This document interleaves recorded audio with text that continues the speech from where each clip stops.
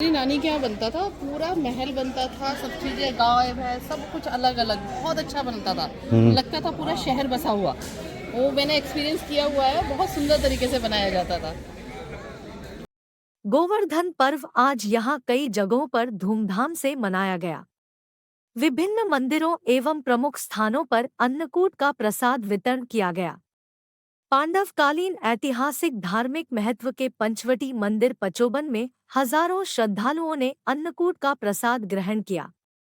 गोवर्धन की पूजा अर्चना की गई। पंचवटी मंदिर के महंत ऋषि महाराज ने कहा कि आज के दिन का बड़ा महत्व है।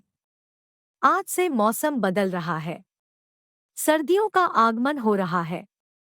अन्नकूट में कढ़ी बाजरा गरमाइश देता है। तमाम हरी सब्जियों का मिश्रण स्वास्थ्य के लिए रामबाण साबित होता है। जी, आज का जो गोवर्धन पर्व है इसकी क्या महत्ता है जी? सीतानाथ समारंभाम श्री रामानंदार्य मध्यमाम अस्मदाचार्य पर्यंताम वंदे गुरुम परंपराम। श्री गोवर्धन जी महाराज का पूजन द्वापर युग से श्री भगवान कृष्ण के द्वारा ये चलाई हुई है। आज ही के दिन भगवान अपने नंद बाबा से कह करके कि बाबा आज तुम देवता के साथ में हमारे गिरिराज जी की भी पूजा न करो, जो हमारे गैयों के लिए चारा और पर्यावरण की सुरक्षा करते हैं। इनमें वृक्षावलियाँ जो हैं वो हम उनसे हमारे यहाँ बारिश होती है। गिरिराज जी महाराज से हमारी बहुत सारे वन संपदा आरक्षित रहते हैं। तो ये सारे सुन करके नंद बाबा ने कहा कि भाई हमने तो परंपरागत पूजा इंद्र के करते आ रहे हैं, अगर इंद्र रुष्ट हो जाएंगे तो जल नहीं बरसेगा। तो उन्होंने कहा कुछ नहीं, ऐसा कुछ नहीं होगा, इंद्र भी मान जाएंगे और आप हमारे गिरिराज बाबा का भी पूजा करो जिनसे हम लोग जीवित हैं। तो भगवान के कहने पर नंद बाबा अपने सभी समाज के लोगों से वार्ता करके और गिरिराज जी के पूजन की विधि बनाई। अब ये सब सुन करके फिर उनकी समाज के लोगों ने कहा कि देखो हमारे इंद्र की पूजा तो चली आ रही है, लेकिन इनके गिरिराज में अगर शक्ति है तो स्वयं प्रकट होकर गिरिराज जी जब हमारे भोग को आरोगेंगे, प्रसाद जी पाएंगे, तब हम मानेंगे। तो भगवान ने स्वयं जब जा करके गिरिराज जी की पूजन करी और 56 भोग बना करके पूरे ब्रजवासी जा करके और भगवान गिरिराज को जब भोग लगाए तो भगवान चतुर्भुज रूप धारण करके गिरिराज जी महाराज और सबकी भोजन को आरोगने लगे, प्रसाद पाने लगे। तभी से यह परंपरा हमारे आई कि आज हम नित्य अपने अमावस्या के बाद सुबह में गिरिराज जी के दूसरे दिन पूजन करते हैं। लेकिन हमारी तिथि की गणना के अनुसार से इस बार एक दिन का विलंब हुआ है, जो कल सोमवती अमावस्या रही पूरे दिन। इसलिए आज प्रतिपदा के पर्व में आज हम लोग पूजन कर रहे हैं, नगरवासी पूरे देश कर रहा है और गिरिराज जी महाराज की जय जयकार हो रही है। तो पंचवटी मंदिर में आज दिनचर्या किस प्रकार से शुरुआत रही? दिनचर्या तो आज जैसे वो कहते हैं कि जो राम को लाए हैं हम उनको लाएंगे, तो आज तो स्वयं हनुमान जी ने गिरिराज जी को ले आकर के यहाँ पर रखा था। जब रामेश्वरम की से वो पुल बंध रहा था त्रेता युग में, तो गिरिराज जी महाराज को हनुमान जी जब लेकर के आए और वहाँ से आकाशवाणी हुई कि अब यहाँ का संपन्न कार्य हो गया, पुल तैयार हो गया है, राम सेतु तैयार हो गई, आप लोग जो जहाँ पर जो पहाड़ है वहीं रख दो। तो जब हनुमान जी यहाँ से जा रहे थे, ब्रजमंडल के पास में जब हुआ तो गिरिराज जी को रख दिए। तो स्वयं गिरिराज जी ने प्रार्थना करी कि भगवान हम तो पिता की गोद से हमें लेकर के आपके काज में जा रहे थे और हम आपके काज में नहीं पहुँच पाए, हमारी बहुत हम ना घर के हुए ना घाट के हुए। तो स्वयं भगवान राम जी ने कहा कि द्वापर युग में जब हम ब्रजमंडल में, वो हमारा गोलोक धाम है, और जब ब्रजमंडल में हम अवतार लेंगे तो आपको अपने रूप दे करके आपको पूजित कराएंगे। तो आज को क्या कहना है, आज स्वयं हनुमान जी का दिन और गिरिराज जी का पूजन और सारा कुछ ऐसी घटना घटी जो हम अगर सच्चे मन से गिरिराज जी का पूजन करते हैं तो हमारी सब यश वैभव और मनोवांछित की कामना जो भी होगी सब भगवान गिरिराज महाराज पूर्ण करेंगे। आज तो प्रसाद बनाया गया था सुबह से। हाँ जी, आज हम सब मिलकर के मंदिर पंचवटी के सारे शिष्य मंडली हनुमान जी के मिल करके और स्वयं हम भी लगे थे और उसमें महाराज जी के अध्यक्षता में अन्नकूट का प्रसाद बना, कढ़ी बाजरा खीर और गड्ढ की साग, यही बनता है।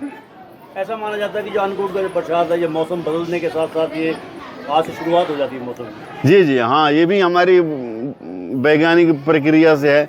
जैसे कंदमूल जो है वो अपने जो भी उनका रस होता है वो पक जाता है, वो नुकसान नहीं होता है। एक हमारी भौतिक रूप से, वैज्ञानिक रूप से आज का दिन ऐसी है कि सभी सब्जियों को हम एक में बना करके, और अन्न जो नया अन्न होते हैं उनका भी आज ही भोग लगता है, और आज से ये मान लेते हैं कि हमें नुकसान नहीं करेगा, अब भगवान को भोग लग गया। कितने श्रद्धालुओं ने हिस्सा लिया अन्नकूट में? यहाँ पर तो काफ़ी संख्या में, अभी तो सवेरे 1 बजे से पंगत हो रही थी, तो लगभग तो 1,500 लोग तो आए। आज मंगलवार है तो रस अच्छा रहा, बहुत संतुष्टिपूर्वक रहा। हाँ जी, आज गोवर्धन पर्व पे आपको पंचवटी मंदिर में स्वागत है, क्या जी। कहेंगे आप? ये तो जी ऐसा पर्व है जिसमें जो ज़मीन से जुड़ा हुआ पर्व है। इसमें अपने जो गायें हैं या पशु हैं, गोधन जो है उसकी पूजा की जाती है, जिसमें उनका जो गोबर है, दूध से बने हुए जितने भी पदार्थ हैं उन सब का आज पूजा किया जाता है। और ये एक तरह से हम प्रकृति की पूजा करते हैं, और बहुत ज़रूरी है प्रकृति की पूजा, क्योंकि आज के समाज में प्रकृति को लोग बाग भूलते जा रहे हैं, प्रकृति का धीरे धीरे विनाश करते जा रहे हैं। अगर हम विनाश करेंगे प्रकृति हमारा विनाश करेगी। जो आजकल आए दिन जो बाढ़ आ रही हैं या भूकंप आ रहे हैं, वो सब कहीं ना कहीं प्रकृति का ही जो कह सकते हैं आप वरदान ना हो कि उसका एक अभिशाप है। तो उससे बचने के लिए हमें प्रकृति को पूजना ज़रूरी है। क्या कहेंगे आज के दिन के बारे में? सबसे पहले तो मैं आपके चैनल के माध्यम से सभी को गोवर्धन की बहुत बहुत शुभकामनाएं देना चाहूँगी। साथ ही ज़रूरी है अपनी प्रकृति का संरक्षण होना है, बहुत ज़रूरी है। जैसा कहते हैं कि श्री कृष्ण महाराज जी ने अपना एक छोटी सी उंगली पर ही पूरा पर्वत उठाकर और सबकी सुरक्षा की थी, तो उसी में गोधन भी आता है। और हमारे जितने पशु पक्षी सब हैं वो सभी हमारी धरती को सुरक्षित रखना ज़रूरी है। तो इसी का संरक्षण करने के लिए हमारा जो ये गोवर्धन मनाया जाता है, मैं कहती हूँ अपनी सनातन संस्कृति को बिल्कुल आगे रखिए और उसको पालन कीजिए। आपके हाथ से अन्नकूट का प्रसाद है, क्या कहेंगे इसके बारे में? बहुत अच्छा होता है, ये सेहत के लिए भी बहुत बढ़िया होता है, क्योंकि मौसम के हिसाब से ठंड बढ़ेगी तो जो हमारा बाजरा है वो गर्माहट देता है, और साथ में सारी मिक्स सब्जियां जो होती हैं कढ़ी के माध्यम से, वो भी एक गर्म तासीर होती है। तो जैसे आज से समझ लीजिए सर्दियों की शुरुआत होगी जी, तो सर्दियों की शुरुआत होगी तो दिनचर्या क्या होनी चाहिए लोगों की? अब थोड़ा सा दिन छोटे हो जाते हैं तो उसी हिसाब से अपने आप को टाइम को सेट करना पड़ जाता है। रात लंबी हो जाएगी, दिन छोटे होंगे, ठंड बढ़ेगी, तो थोड़ा सा जलवायु जो बदलेगी उसके हिसाब से अपनी दिनचर्या भी बदलनी होगी। मौसम के हिसाब से अपने कपड़ों का भी हमें ध्यान रखना होगा, और खान पान पे भी बहुत विशेष ध्यान देने की ज़रूरत है, क्योंकि हमारे जो सात्विक खाना है उस सभी में अगर आप देखते हैं तो मौसम के हिसाब से ही जैसे अब हरी सब्जियां आनी शुरू हो गई हैं, साग आपको हर तरह के मिलेंगे, आयरन जिस ज़्यादा ज़रूरत होती है, तो वो सब चीज़ें ज़रूरी हैं। अच्छा, ये तो होगी खाने की बात। पहनने की बात करें तो क्या पहनना चाहिए अब सर्दियों के टाइम पर? नहीं, जो सुविधाजनक रहे, अपने जो शरीर को हम जितना कम से कम ठंड से बचाएंगे उतना अच्छा रहेगा, और गर्माहट के हिसाब से जो क्योंकि इस समय बीमारी का भी समय है, और कहीं ना कहीं डेंगू के भी इसमें पेशेंट बढ़ते जा रहे हैं। तो वो शरीर को जो कपड़े से ढकने का मेन उद्देश्य ये है कि ठंड से तो बचाव है ही, साथ में मच्छरों से भी बचाव है।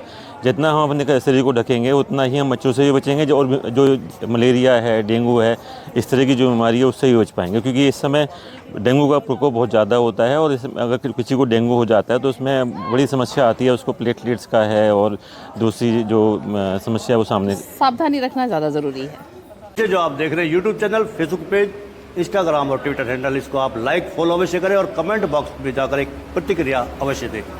वोकल फॉर लोकल के लिए हमें आपका इतना सा सहयोग जरूरी है। धन्यवाद। जय हिंद, जय भारत। हम आपसे अनुरोध इसलिए भी करते हैं क्योंकि अगर आप ऐसा नहीं करेंगे तो लोकल चैनल कैसे आगे बढ़ेगा। मेन स्ट्रीम मीडिया के मुकाबले में लोकल चैनल ही आपका हितकर है।